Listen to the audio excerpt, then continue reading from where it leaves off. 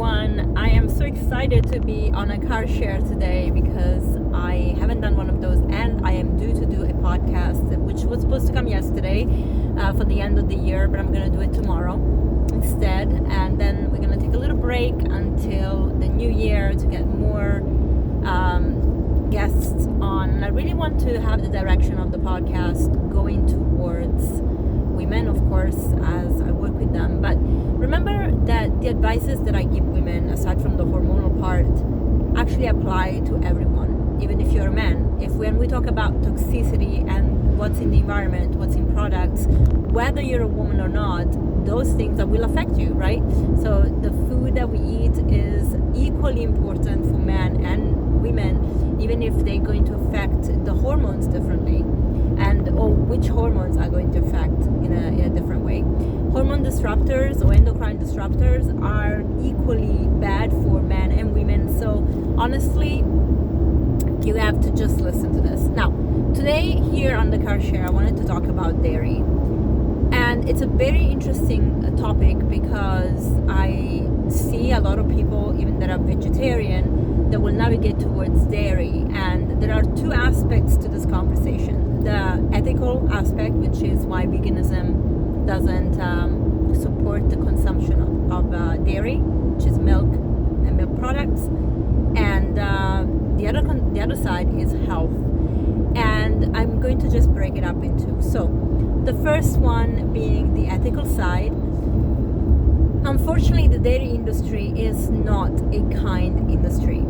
They will sell the view that you are taking milk from a happy cow that is in her pastures with her babies. But the very truth of this is that for a cow to have milk, just like a woman, she needs to be pregnant and then give birth. What happens to the calf?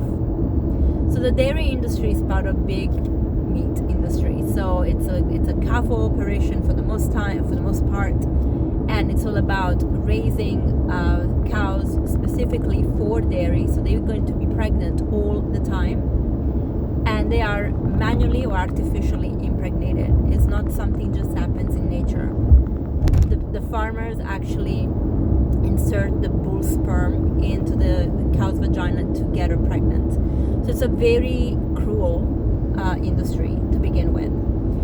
Then once the calf is born, the milk doesn't go to her or to him. It's actually going to humans. So the calf is taken away from the mother, which of course causes a lot of emotional stress. And if you don't believe this, you should really visit sanctuaries and get to know the animals, because if you think that animals are not sentient like humans, they don't feel like humans, you have never been in front of an animal, and you never observed and seen the social dynamics that they have like we do, how they suffer, when they're happy, when they're not happy. If you have a dog, actually you can tell when your dog is happy and not happy. And I really think we need to start paying attention to other species having the same needs that we do, because we tend to just block it out. Now mind you, it looks like we are also willingly blind to how other humans feel. Sometimes we forget that what's happening in the world is just a result of us being completely disconnected to other people's feelings, needs and wants, and we just think about ourselves. We can't be empathetic if we are not putting ourselves in other people's shoes.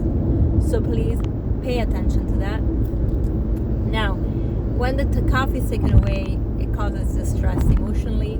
The calf is then raised to a certain extent with powder milk, whatever, and then it's taken to slaughter. That's where your veal comes from. So veal is baby cow, right?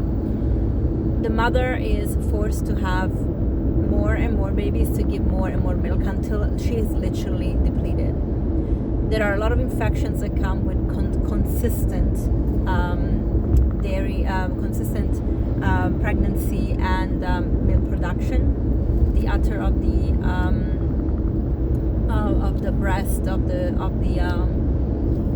cow will get infected very often, and there is pus, and those pus cells will end up in the milk. So It's not great. Now, of course, the fat manufacturers of dairy will tell you that it's pasteurized, which is, and then all the bacteria dies, which is true. But then you're eating a dead food, basically, because they also kill the good bacteria that is there to feed the baby. So the dairy industry is not a kind industry. So if you think that having your milk and having your cheese comes without consequence and being vegetarian is good enough, maybe you need to just study this a little more. Trust me, I've been there. I've looked at this. I wasn't born vegan or vegetarian. I was an omnivore up to 12 years ago. So I know, I understand. But when you are open to learning, you can't not learn. You can't unlearn. So I really want to put it out there. Now, when it comes to health, you will see a lot of people in my industry, especially naturopathic doctor. We seem to have very conflicting views on this, and I'm going to tell you mine. You will hear naturopathic doctors that talk about the consumption of raw milk being a good thing. The reason why they say that, and it's true, is because of the good bacteria that is in that milk, which can give your microbiome in your gut a support, all right? It's the same thing as fermented food. In fact, fermented dairy, like kefir, is even higher in the hierarchy of gut healthy dairy. However, I go back to the fact that these foods, such as milk, are not for human consumption. Now, hear me out. We can ingest anything, and it will work. Our body is made to survive. Otherwise, we would die all the time. But to me, a food that we personally wean off as babies from our mothers, to then go to another species to get it from that species for our health, makes no sense. Especially when mothers are told to give their babies formula instead of their own milk, which contains immune boosting properties, like colostrum is like immunity in one shot. It contains microbiome that is going to be healing for the baby's health long term, forever, because you're getting strains from your mom, which is also why it's important to actually have natural birth and stop doing C-sections just because. Please listen to your body. The other aspect is some naturopathic doctor will tell you, well, if you have a raw, you're getting all these benefits and you don't get the added hormones. This is what I see the problem. For a woman of any species to be pregnant, there is a bunch of hormone that is released into the body, including IGF, which are growth hormones. And it's natural because you have to produce milk, you have to give birth to a baby, and you have to feed the baby who has to grow. So you need a specific amount of hormones. Now, from a cow operation, yes, that milk is pumped with extra hormones because the cows are given extra hormones to grow faster and so on and so forth. Totally get it. But that doesn't mean that a organic, free-range cow that you're getting your raw milk from doesn't have hormones in the milk. Hormones will be found in the milk. The same hormones you will find in any pregnant lady. So, is it really hormones free and is it beneficial for us? Again, I work with hormones, and the truth is this: yeah, we can look at the microbiome. You get some good bacteria from raw milk.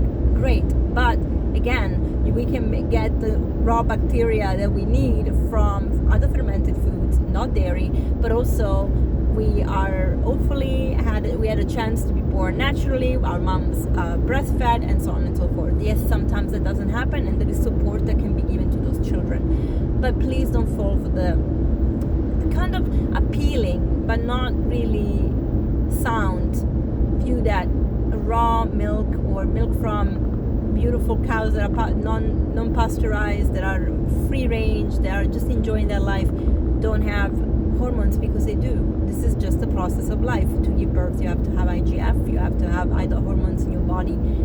Those hormones will be in the milk, okay? Because they are there to make another species baby grow faster. So please be wise. Dairy is not a human food. Cheese and milk are not human foods. Yes, we can ingest them. Yes, we can digest them. Some people can digest them better than others. A lot of people actually cannot digest dairy, full stop. The enzymes, lactase, that we are going to need to break down dairy is very much less or gone in adults, because again, we wean off milk when we're babies. So it doesn't make sense. So guys, if you want to really look into this, please be conscious, right? You can have coconut kefir, you can have almond kefir. The kefir part is you fermenting plant milks, you fermenting drinks, even water you can do fermentation on. You're fermenting food, you're creating more bacteria. That's what's going to populate your microbiome. You do not need to have dairy kefir, you don't have to have yogurt, you don't have to have cheeses.